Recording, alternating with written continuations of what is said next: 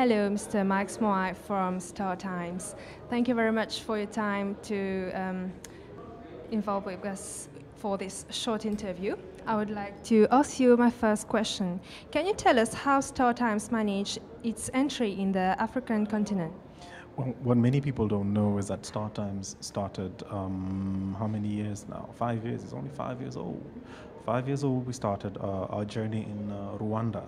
And right now, we are in, I believe, 31 countries across Africa. So we are fast growing. I've never seen a company grow so fast. When we look at other older players who've perhaps been in the market for 25 years, and we are now sharing, especially if we look at things like in the DTT space, where we are the leading, we're the biggest DTT providers in the continent with millions on millions of subscribers in such a short time. So it's been a blessing. It's been one of those beautiful experiences. What are the challenges within the Africa's TV industry that StarTimes has faced or is facing? I think one of them is, and it's very sad to say, but it's rigidity of mind. People's willingness to explore, to try new things. And for me, that is usually the biggest one. And of course, there's also capital, to set up DTT.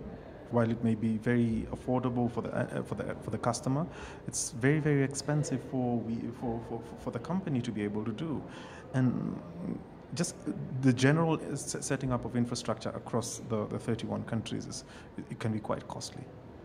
Okay. How is Africa's analog to digital migration strategy set to affect StarTimes' landscape?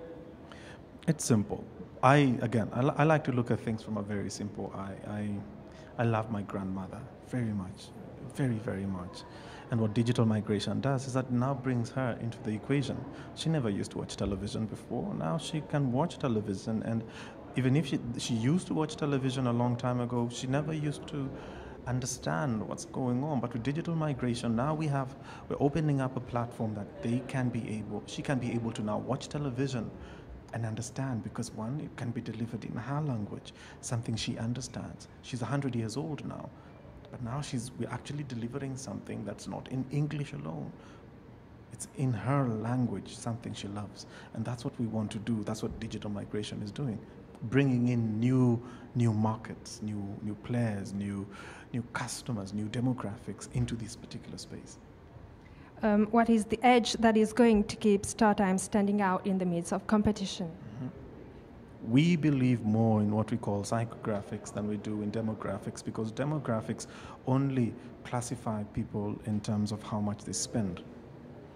Psychographics on the other end are very different. Psychographics classify people in behavior. We are more into the business of connecting with the customer. And if we want to honestly be able to connect with the customer, then that becomes our edge. That is what we're going to be doing, not classifying people according to how much they make. Earlier in the panel discussion, you said that language is the most important thing in the TV industry. Tell us more about it.